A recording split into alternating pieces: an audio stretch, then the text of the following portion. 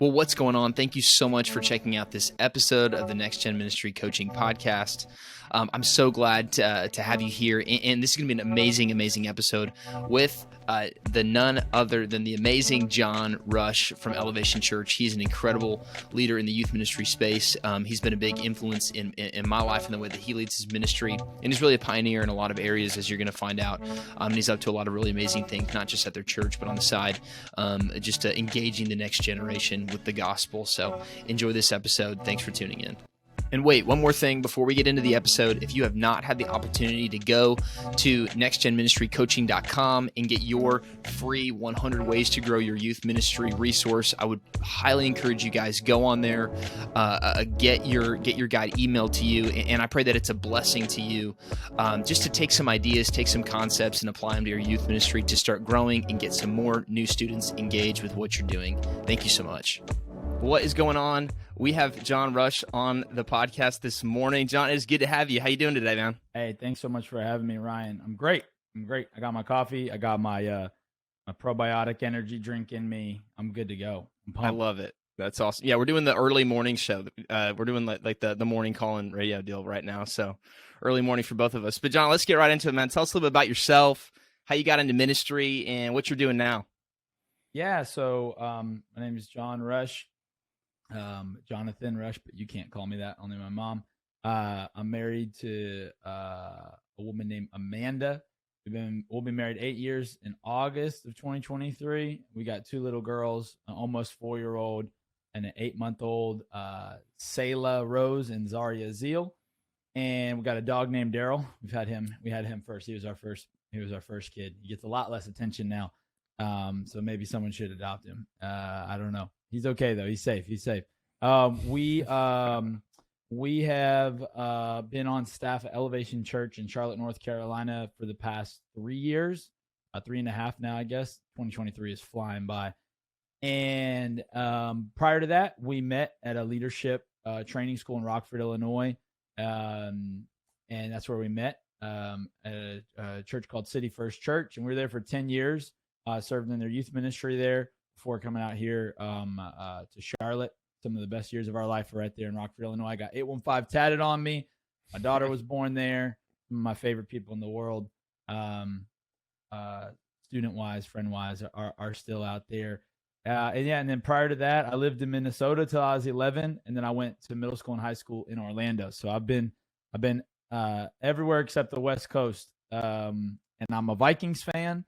But I'm a free agent for the NBA. So whoever wants to claim me for the NBA team, just let me know. I'll jump on with you. I love that, man.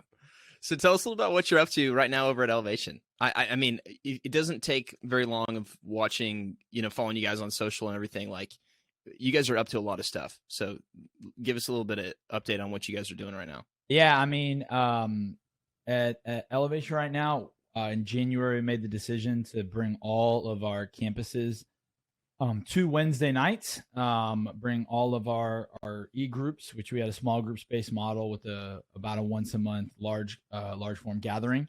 And we made the decision to bring all of our e-groups in for our physical locations to the campuses, portable locations. We'll rent a spot or post up on a spot.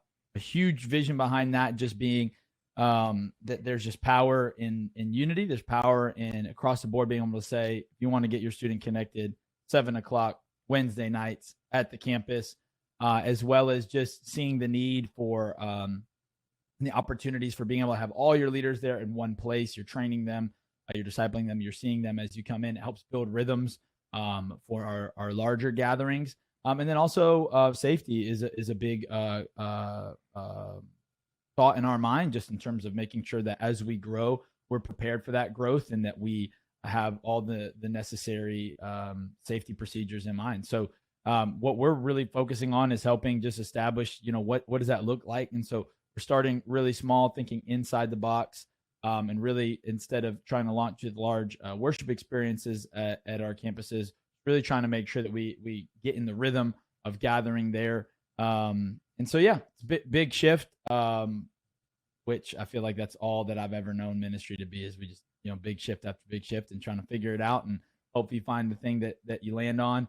Some of our campuses, mine including, had already been on Wednesday nights. And so for us, this isn't like a massive shift. And we've already seen the benefits of just going like Wednesday nights, here's where your kid goes. So that's what we've been working. That's one of the things we've been working on. We got summer camp coming up. We're going to Orlando. It's the first time we've gone off site in a long time, and it's the farthest we've gone. And so we're figuring that out. We got building stuff for gaming, building stuff to get into schools, podcasts. I mean, there's a lot. A lot. Orlando for camp. You should give like $1,000 first kid who can find Mickey Mouse. Yeah. We're hoping that if we continue to do Orlando, that we do some excursions. But this first year, we're like, once we get to the hotel, everyone's staying at the hotel. We're not losing any kids in Orange Blossom Trail. Yeah, I just went there for the first time last month, and nice. You guys are gonna have an awesome time. It's gonna be great. So you just mentioned switching back to going from a monthly thing to Wednesday nights, and I just wanted to pause for a second because I think it's really easy. I've been there myself for you just to kind of chase like, oh well, I think this is the thing is to go like everybody go monthly and then do groups in the home and then let's switch to this and then let's go to this. Like talk through kind of how you guys made that decision, because I'm sure there's a lot of things in there versus like, hey, this is just something to change it up, being really intentional with that. Because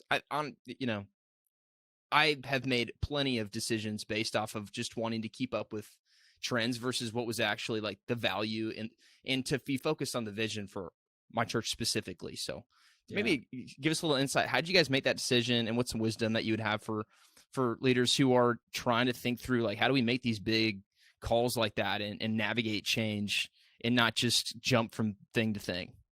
Yeah, well, I mean, I think a really big part of how we make decisions at Elevation is just the process of including people. And so we've got our next gen pastor, Tim. We've got other great leaders in our youth ministry like Gina McCauley, AJ Hucko, our youth directors, our campus teams. And so I just think that, even as a youth pastor or whatever level of leadership you are listening to this, even if you don't have to run your decisions by certain people, you should include people that you don't feel like you need their permission, but you need their perspective. And I just really encourage people out there that when you're deciding what you're doing for your youth ministry, don't consult what other churches are doing. Forget that. And I rather consult the parents in your ministry, rather consult the teens who have graduated out of your youth ministry. Look at trends, the good and the bad. Look at what the school district is doing. Talk to some principals, like even if they're not Christian, get their idea, understand, are you aware of what the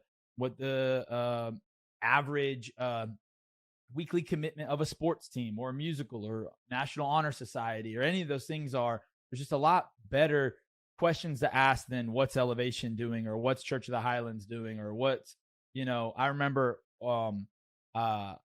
when my wife and I went to our first Hillsong conference, I met in New York, and that was at the time where like Hillsong New York was like the epitome of cool. We were all just ripping off of them, and they had youth up there, and their youth Instagram. I remember thinking their youth Instagram is so cool. Like they had like 40,000 followers. I'm just like, holy crap! Like this is nuts. And we were at conference that I met one of their youth pastors. Shout out Tyler Neff.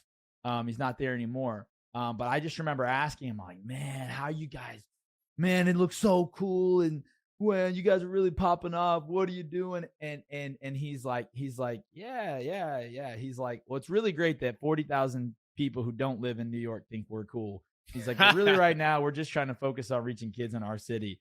And I just felt it was so refreshing. And I think that's another thing is like, don't buy your own hype. Like just don't buy. There's a difference between believing in yourself and being confident and buying the hype.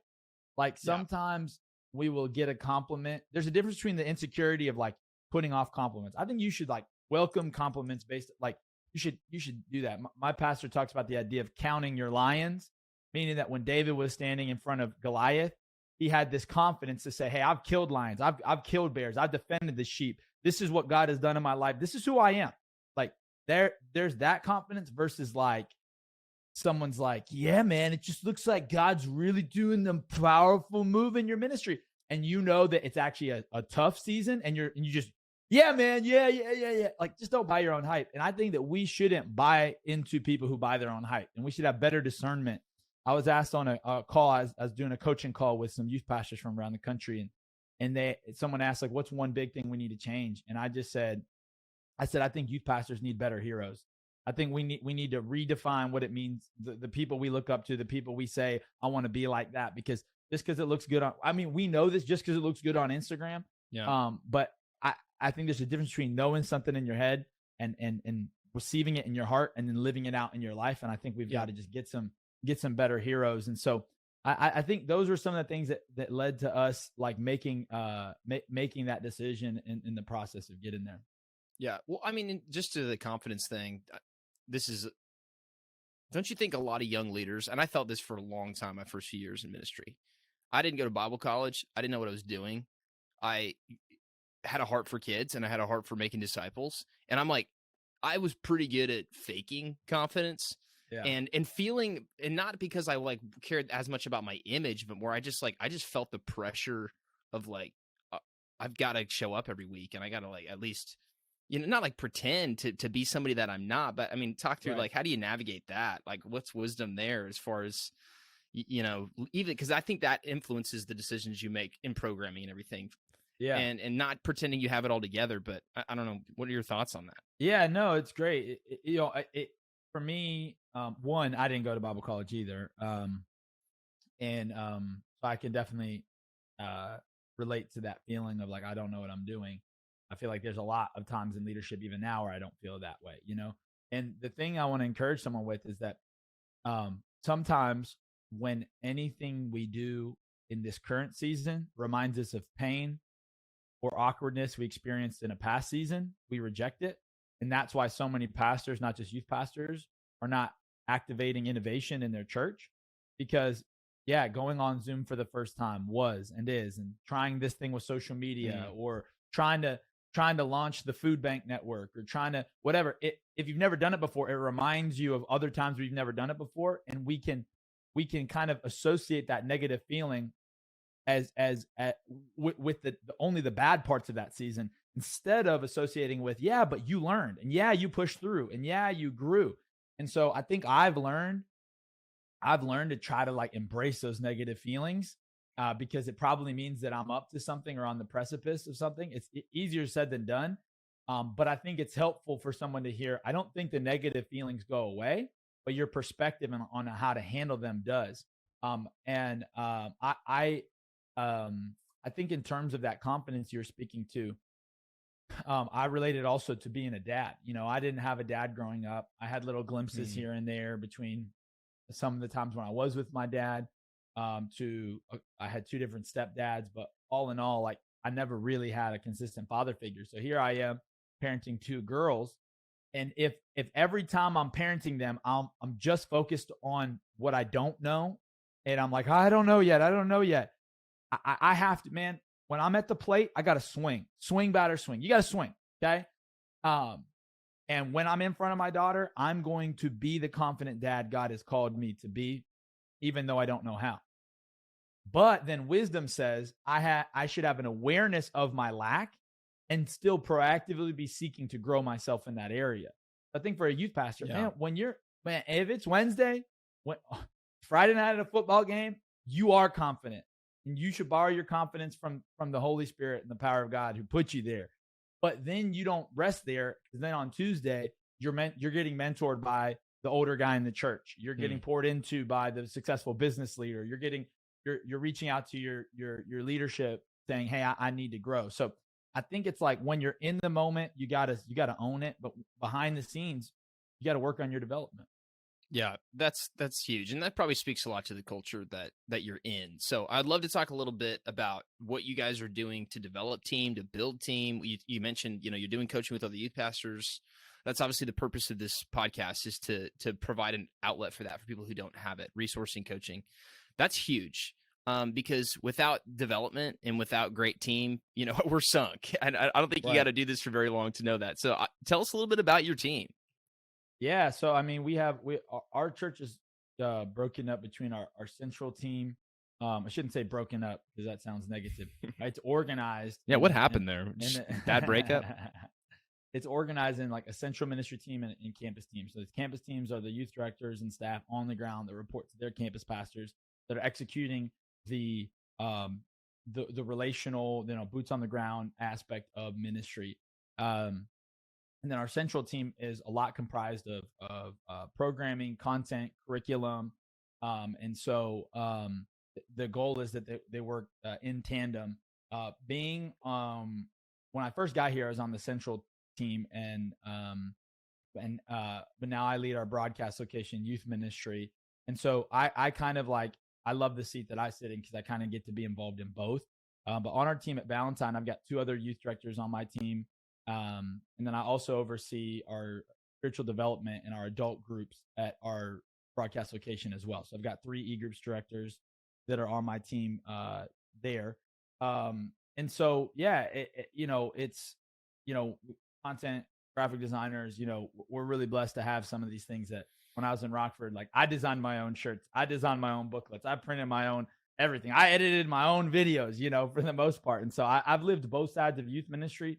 And so I feel like I feel like it's easy for me to relate with guys and girls in different seasons of that. But yeah, so that's like in briefly like how we're structured. Yeah, for sure. So talk a little bit about developing and growing team, because I think like most people are in a situation where their church is somewhere between 100 and 500 to 1,000, probably your average person. We know that like your average church in America is under 300 people. And you're looking at this, you're like, how the heck do I build a great team to really invest in teens? Like, where do I start? Would love to get some insight from you on that. And maybe just some philosophy things that you guys have with your people who are recruiting, whether that's in person, online. How would you give some wisdom there? Yeah, I would say that I would say to audit your time. Easy in ministry to some of the things we say or post are our priority. If we audit our calendar, it's not necessarily reflective. And so a lot of guys are struggling with recruiting new leaders, developing new leaders. But if we look at how we're actually spending our time, how much time we're actually allocating towards that. So I even encourage people to go ahead in your calendar, block off that time, like large chunks, like predict the future through blocking out your calendar with the categories that you want to be working on and create space for the people. Even if you don't know who they are, if you don't ever block out time on Tuesday to develop leaders, when you meet the person you want to develop at church on Sunday, you won't have time for them because you filled it with other things and you get caught in the cycle. Because to identify, recruit, and develop, it's a little acronym I use for my team, like IDC, I do care, LOL. It takes time. It takes a lot of time. And you're going to get a couple leaders, sure. You're going to find a couple leaders. Oh, they were a former youth pastor. Now they run a trucking business. And it's so great. But when the majority of your and celebrate those, build upon those. But the majority of your leaders are going to be people that you have to build from the ground up. And that takes a lot of time. Yeah, absolutely. What are some big things you're looking for in your telling? Hey, you're recruiting. What are you looking for in a team?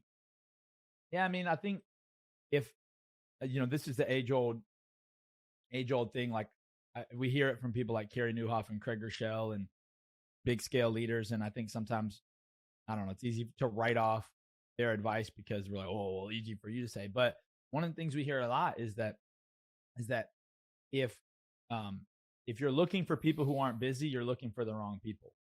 And a lot of times we settle for the people that are available instead of the people who have what we want. Meaning the majority of the leaders you want are already going to be committed in other parts of their life. And it's your job to cast a big enough vision and build enough relational wells to help them see how they should pivot that time or stretch their time to pour it back into the youth ministry. And I think too many people, just set like, dude, if that 40-year-old dude doesn't have anything else going on, that like successful people, stewarding people always have a foolish life. And so I think sometimes people back now, they already serve on that team. Like it's an awkward conversation as a whole ministry team of going like, hey, I know that Linwood is super involved in greeters, but I need him to be fully devoted to youth ministry. What can that look like? How does that impact you on your greeters team? How can we work together as staff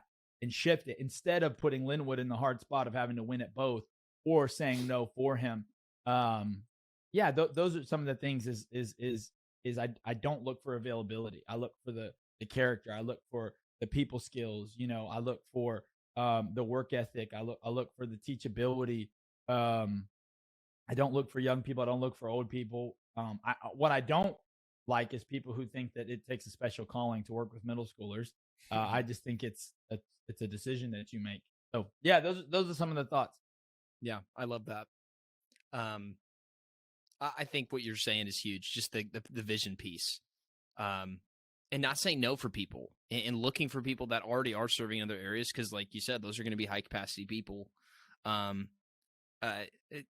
have you seen sharing stories of baptism, stories of life change? Like, how does that impact when you guys are building and encouraging your team? Because I find like every time our team kind of hits a slump, I'm like, I just am not sharing stories enough. We're not talking about the wins enough. So how do you guys do that? Yeah, I mean, I think the idea of sharing stories is an idea in church that, I don't know, that it can lose its meaning because it's like you only think of a certain baptism video and then you think, do we have time to make that video? I think the core value there is, as a leader, getting people up close to what God is doing. Like, that's just always our job as a leader, is helping people not just see, but help them feel it, touch it, taste it. Like, and so a video is a great thing. Baptizing 10 kids is a great thing. But there's just, I just want to encourage some leaders, like, think outside the box. Like, your goal isn't making a cool story you can post on Instagram and 10 of the comments are from other churches. It's like, how can we help the people of our church? Like, how do we help them? It's like when you go to the beach, like, you're not just at the beach. The beach becomes you. You become the beach. You get sand in your hair. You get it in on your skin. You get the salt, and it's in the air. And you're like, it's like, how can you as a leader help the people in your church have that kind of experience with what God is doing in young people? But I would also say that not just the celebration, but the tension is that sometimes what might move the needle towards people volunteering, giving, being a part of it is sharing some of the statistics in your city, sharing some of the hard aspects of it, bringing them up close to the hurting and the broken. Because sometimes I think when we're only posting, like when we post just like, guys, look, camp went great, everyone who didn't help goes, look, they got it. Yeah. Instead, it's like, let's be leaders that bring people into it and go, man, like, what do you need? And so I think there's a lot of different ways to do that. One of the ways I think is gathering adults to, like, you could do like a Gen Z state of the union, let Gen Z, Gen Alpha, and be like, hey, if you've ever in our church want to know what the state of Gen Z is, learn helpful tips for how you can reach and help the kids in your life and in your community, like, come to this night. And it's like a banquet, and you just share Barna statistics and statistics of what God is seeing. It's so important for pastors to know their city. Even for us, it's like, we just we're really focusing on one of the things that my team is working on for our whole campus is just really making sure that we're serving our Spanish speaking community, our Hispanic and Latino community well. What people might not know about Charlotte at the glance, North Carolina, our school district is almost 30% Hispanic here in Charlotte. Our second largest school in Charlotte, South Mech, has 300 families represented that English is not their primary language. It doesn't mean that all of them don't speak English, but it means that a lot of them don't, and that there's a language barrier there. And so it's like, all of those types of things are like, guys, that's so much bigger than what graphic did that other church use. I mean, like if you're just settling for trying to like get a camp shirt to look like what the last church did, you're just missing such a certain level of leadership. And you just got to bring it in, help people feel the need and experience the transformation. Yeah. My mind's firing, to a couple of trainings I've done with some different missions groups, and it was a good challenge was to stop thinking like a ministry and start thinking like a missionary. Like missionaries don't think like, we're going to grow by 5% this year and it's going to be great. They're like, no, God, what will it take for every person in my people group to be reached with the gospel? And you just radically have to think different. Like that's such a different wavelength to be on. And I love that you're thinking about, the marginalized. I heard Paul Worcester works with Next Gen Send with NAM, North American Mission Board, and that dude's a freaking genius. And I was listening to him on his show, talking about when he was working for Christian Challenge, how he said he's like, I would catch myself. I'd be like, oh man, we got a few hundred people in the room. This is awesome. Feels great in here. And he's like, and then I'd shake myself and be like, you're on a campus in Northern California of 20,000 people. He's like, I'm not going to celebrate. I mean, yes, we celebrate every life, but like, we're only impacting 1% of the campus, or 10%, maybe at max, or whatever the percentage is. He said, like, we got to I'm thinking about that other 20,000 that's not here. Yeah. So I think that's huge. But not only are you guys crushing it with team over at your church, and I think like there's obviously challenges there. But you guys are always, I appreciate this about your church and your ministry. Not being afraid to take risks, to push the envelope, and not just to be like trendy or whatever, but like to help do max impact for where students are, for where people are in our culture today, whether that's physically or being more focused online, or just trying to keep up with where culture is and how to meet people and students right where they are in this moment. I would love to hear a little bit about how you guys as a ministry approach culture that's changing so fast, and contextualizing what we do as Christians, like bringing the message and hope of Jesus. Like, how do you guys think about that and even keep up? Because I think like for me and our team and a lot of youth pastors, like we just get overwhelmed, or like, I just can't keep up. I'm just going to do what I know. I'm going to probably keep it too simple. And, we're almost afraid of stepping out and risk, to try new things and to engage with culture in a new way. So talk me through a little bit about what you guys are doing there. Yeah. Well, I mean, like that's always been, I'm grateful that we've always had a senior pastor that's been what his focus is on. And, even in our youth ministry, we didn't have a youth ministry for years at Elevation, like the way that we have now, because our kind of approach was that we are a youth ministry. Part of that church is so young when you start, right?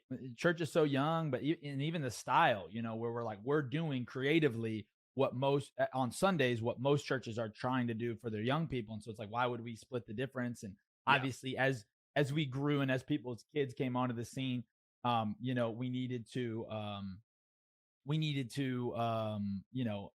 add that, so to speak. And so, that it's in our DNA, it's in the house. And, I'm thankful for leaders on our team, like what we're doing at Elevation Rhythm, Pastor Stephen's idea to go, like, we need a new expression of worship, and Josh Holiday and David and Bella and Jordan and Madison. I can't name I love all of you, what they're doing, pioneering, in that. And I'll never forget when we were in a boardroom, and our next gen pastor, Tim, was like, dude, yes, let's utilize video games for ministry and continue to do that. And I just think you really got to try stuff. And as a leader, you've got to be able to budget your time and resources. You've got to make space for innovation and try new stuff.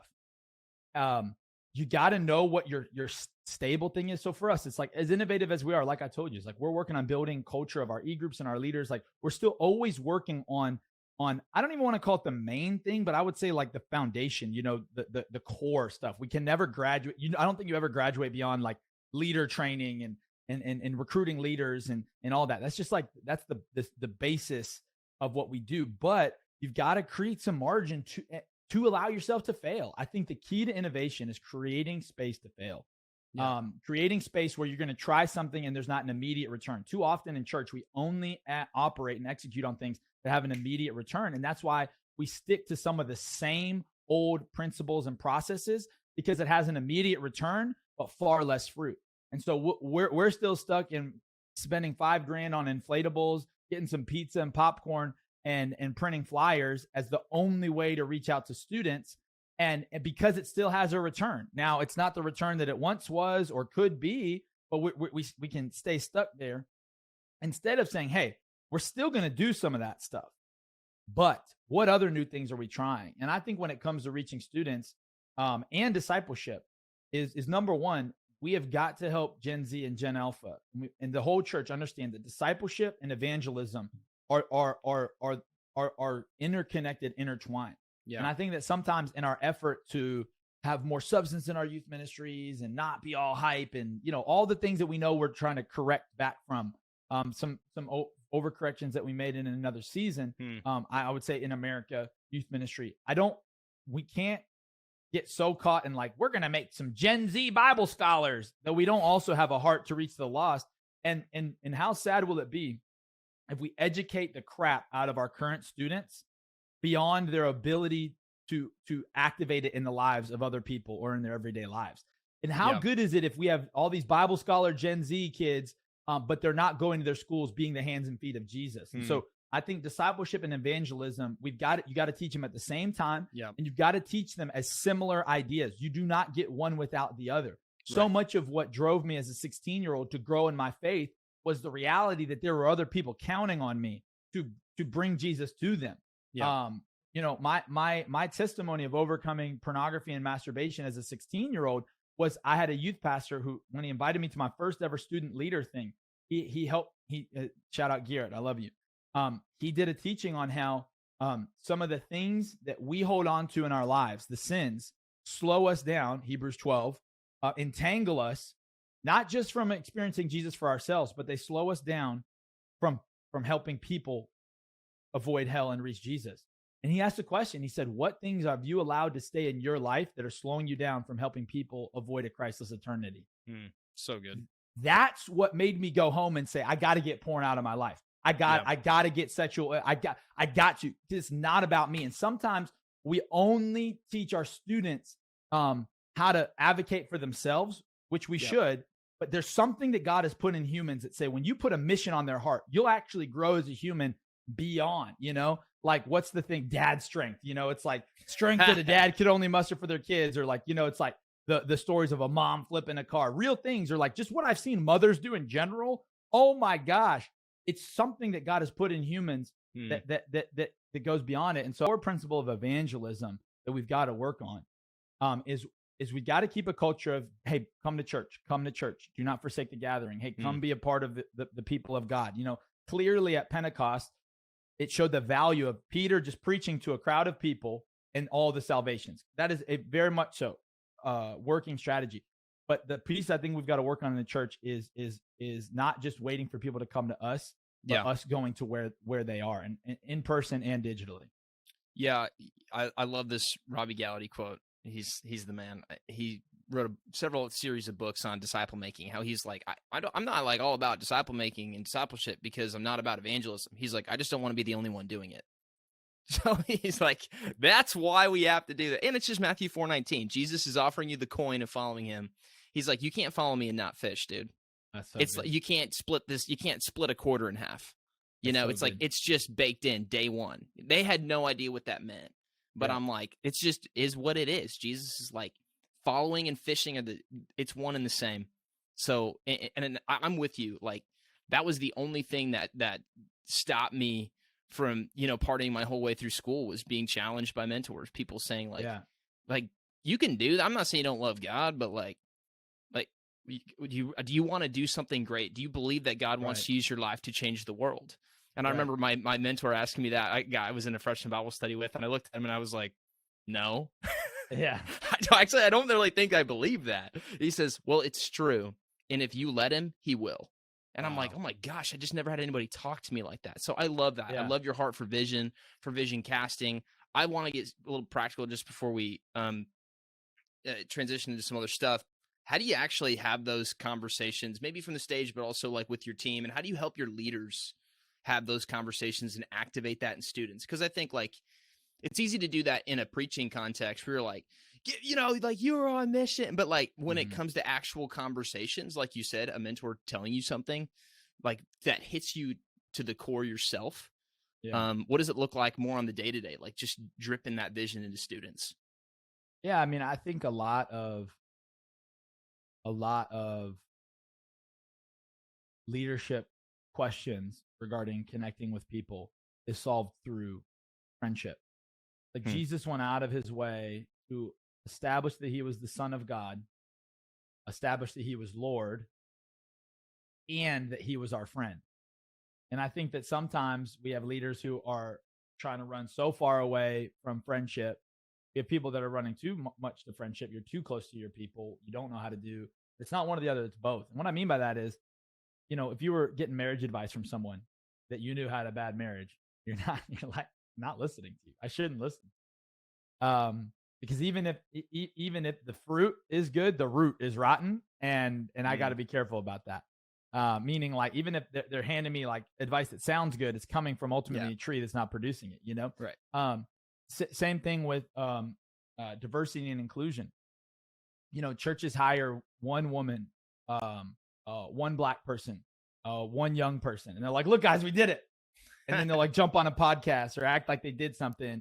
And even, I've just in my life, I've realized, man, how do I know how to like, even like people have asked me in the past, like, oh, why'd you post that about this social justice issue? I'm like, man, I was just talking to some of my friends about it, and it seemed it was really important to them. I can't like, and well, how'd you know about it? Well, because I'm friends with these people. I was actually there when they got that text, and so I just think that you've got to the secret sauce is relationship, and you can never graduate beyond hanging out with the people God has called you to disciple. That doesn't mean everyone, but if you aren't spending relational time, and I know as we get older, I'm 30 now. I know it can feel, you're like, man, it can feel like, well, I'm supposed to be like friends with a 13-year-old. I don't know I don't know that you have to be friends with a 13-year-old, but you should have friendship. You see the difference? You should have it. And if Jesus can orient his super alpha and omega, like eternal time shifting and shaping, shattering mind to figure out how to relate to us, because I think so much of what it takes to reach Gen Z and to talk about Gen Z, to get on a stage and cast it, is just going to come from the real deal. And I just worry that we have some youth pastors who know all the Barna stats, who can talk about Gen Z and screen time, but don't actually like do life in relationship with students. And I think we're missing something if that's the case. I think if you want to make some really good informed decisions, there's such a difference between getting up in front of your church and being like, in 1985, the laws changed forever. And versus like, hey, I was at a baseball game for 3 of our middle school boys here, and here's what happened. And it helped me. And I met Juan, and Juan's never been to our church before, but me and one of our students, Philip, we ended up talking to him, and you know what? Like, the Holy Spirit was really moving, and we ended up praying for Juan right there in the baseball diamond. And you know what? I don't know that was the moment where Juan accepted Jesus Christ as Lord and Savior, but God did something, and Juan's coming to our summer camp in 2 weeks, or Juan's coming to youth. And so, you know what I mean? There's you can't fake that, No. And so, I think if you're doing that, the answers will flow from that. Yeah, I think those big problems, when you look at them from a distance, that feels so intimidating. When you just start having conversations, you're like, oh, I think the solution's really simple. This kid just needed somebody to love him and tell him some truth. Whatever the issue is. I've had countless conversations like that over the years, and I think that's great wisdom. So, hey, if you're a youth leader, if you're a youth pastor, you need to be like, you don't ever graduate from community, y'all. We got to be out with our kids. We got to be in getting our leaders and our team doing the same thing. Whatever that looks like. And so to kind of wrap up our conversation, I know like you dominate in the online space as far as like just putting yourself out there, trying new things. I know you got some side project things you're doing. I would love to hear some insight from you on, of course, what you're doing, but also just some encouragement for youth pastors who are like, I don't really know what I'm doing online. I don't know how much focus that should have in my ministry. Just in today's climate and our culture, what are some thoughts you got for youth leaders when it comes to online ministry? Yeah, I mean, I think again, it really operates from that place of like, we want to meet people where they are, go to where they are, answer questions people are actually asking.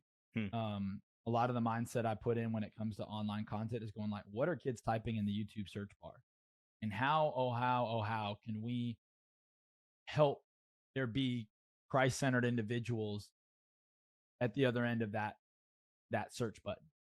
Like, even if the content isn't church content, or even if the content isn't overtly Christian, like, I think all of those matter. I think those are just the layers, where there's church content, there is a Christian content, and then there's content done by Christians, meaning it's done purposely to not necessarily, it's not, the goal isn't biblical, but it's based biblically. Does that make sense? Like, a great example would be like, I don't know them 100%. personally, but it's like Dude Perfect. They're a huge YouTube channel.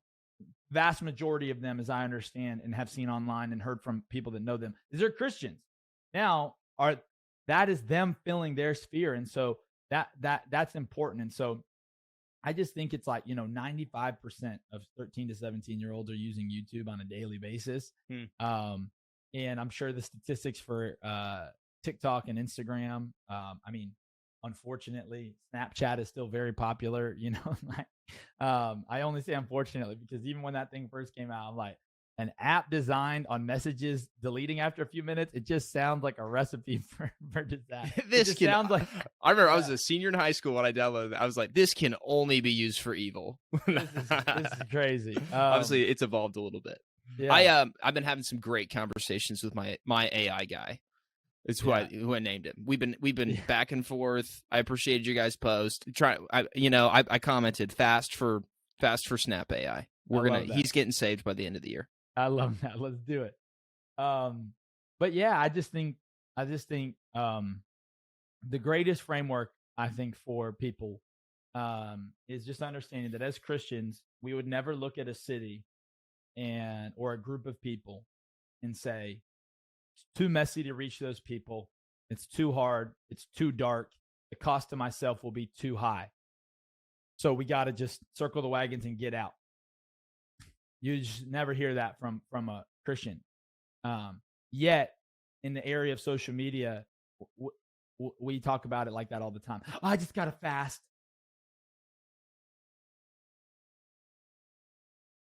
Sorry, my camera dropped. I don't know why. I just got to fast. I just got to get out of it. It's too hard. It's too dark. There's too many, and it's like, and then we go, well, the screen time statistics and here, at the end of the day, what you do with your kids and what you counsel the parents that you pastor to do with their kids is one thing, which is good. I'm not as passionate as I am about reaching kids online. If anything, that makes me more wary of letting my daughters ever one day get on there. You know what I mean? Like, So let's pastor the people in our church to be wise and draw boundaries. And maybe even like for young people, it's good to fast in seasons and get off certain apps. But as the church, as mature believers, we have got to run into the darkness, run into the messy. We've got to think of social media like a city, like a community, like a group of people, and saying we would never cede that much ground to the enemy. We would never say, yeah, Detroit, yeah, Kansas City, yeah, Charlotte, nah, too dark, too bad. No. We run into that and create strategies there and make sure that we're not giving up on it despite the difficulties. And so I just think it's just really like the best content serves people. So when you're making content, ask, how can I serve them? Making people laugh is serving them. Giving them helpful tips is serving them. Helping them grow in their faith is serving them. Giving them information that they needed to access the event or resource they wanted serves them. And so I just think so many churches are like, what should we post today? And even they ask, who can we reach today? Ask the Chick-fil-A question. Ask the Jesus question. How can I serve? How can I serve people? If people feel served when they scroll to your account, they will keep coming. And even if you never get to virality or grow in followers by the hundreds or thousands, if you're serving the people God has called you to reach in your local community through the content you're making, then you've done it well. I fully believe that digital content is one of the best ways not to reach people around the world, but to reach people across the street. If everyone walking around your city is on an iPad, is on a phone, then that means that you can put something in there to reach them there before they ever walk into your church building. Yeah, that's so good. I mean, and that contextualizes whatever it looks like for you. Because yes, it can be hard if you're maybe listening to this thinking like, that's awesome, but I work part-time and I have my my iPhone and that's all I've got. And it's just amazing to think through what you can do with that. even just something like once a week, once a day, you can go on a story to encourage a student. And I love that heart, just to serve. And who's Or better you don't do it and build a team, empower some students. You don't have to be the one behind the camera. And in fact, and there's many cases in which you're the worst person to be behind the camera.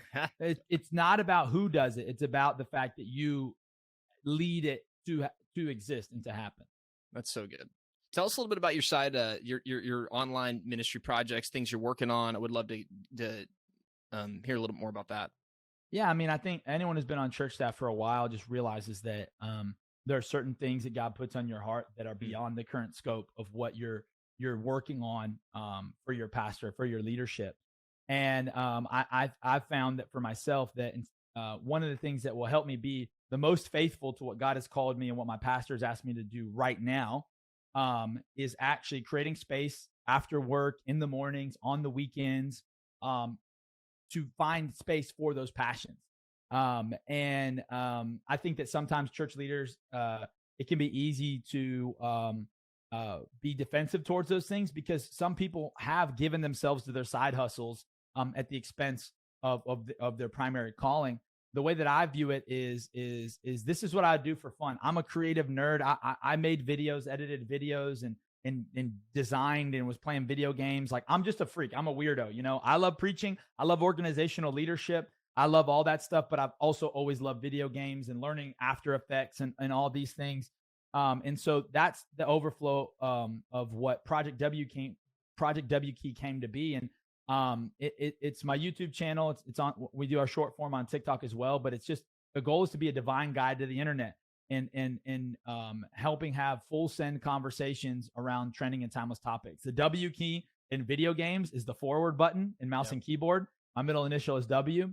And I just believe that we've got to have Christians that are hitting the W key on some of these conversations. And so when my daughter was around Christmas asking to go to the movies, I was like, oh shoot, let's go to the movies. You never asked before. And I go, oh, look, a Disney movie. And I almost bought tickets, but before I bought tickets, I paused because this is what wise people should do. I go, wait, what's in this movie? I see what's on the cover. I see what's in the trailer, but what's some of the content? And I Googled it. I Googled like Christian perspective on, and this old bloggy website from a radio show that was when I was a kid came up. And thank God they're still doing that ministry. But my thing was, I wonder how many people are missing perspectives on how to consume media and social media because there's no modern version of it. And I'm like, most people are not going to find this website, read 7 paragraphs of text. And so instead I go, how can I help bring some of these things to people? Should I listen to this song? Should I follow this person on TikTok? And try to bring a conversational piece to it. Because as I discovered, I was like, oh, there's stuff in that movie that I don't want my daughter to be exposed to at the age of 3. And so that's really the goal of the YouTube channel. And then, just like having the opportunity to preach and help youth pastors around the country. If I took calls, all the calls and the DMs that we all get at Elevation, and we're blessed to do it. Of course I find time in my week to do that, but if I just did that, I could spend my whole time helping other people's churches and not serving the church I've been called to be. And so I've just realized that needs to become more of something that I'm doing on my off days and after 5 and all that, so that I can honor my leadership where I'm at and give my best to anyone that I choose to help, whether that's going out to preach for them or jumping on a call with their team, helping them learn how to apply video games into a ministry context. Yeah, that's a lot of what I'm working on right now. I love that. And if we have more time, maybe we can do part 2 of this another time. Yeah. Get more into some of the specifics of what you're doing there. In the meantime, how can people reach out to you to flood you with some more DMs, to reach out more? No, but if they have questions to contact, get some help. And I do love it. I don't want it to seem like it's a blessing, Of course. And I love everyone listening. John W. Rush, Jon W. Rush on Instagram and TikTok. That's where like my pastoral leadership preaching faith stuff is. Project W Key on YouTube, TikTok, and you can find both projects there. Like, comment, share. Let me know what you're thinking. Yep. Let me know how I can help. It's an honor to be on the podcast, Ryan. For real, I'm so glad you're doing this. I appreciate it. Well, and you coming on, being one of my first few interviews. I'm really excited to share this, and I'll link, of course, to all your stuff there in the description and everything on YouTube and for the podcast. But man, I'm grateful for you guys, for your ministry. I'm grateful for just the way that you want to and have a heart to invest in youth pastors, youth leaders, people working with the next generation, because that's the heart of this show. Yeah. That's the heart of, my heart bleeds for that, is just seeing more people not get discouraged and not quit and give up, and to be resourced and encouraged enough to wake up, like you said, every day, hit the W key, whatever that looks like for them, because it's hard, and we live in a time and a season where ministry's a challenge and it can be discouraging. And it takes conversations like these and just knowing that people are praying and encouraging you, and that there's hope, and that Jesus is working in the middle of the darkest seasons, and that's when he does his best work. So that's right. I appreciate you and the encouragement and some wisdom you're sharing with everybody listening. And with that, we'll catch you next time, my man. That's awesome. See you guys.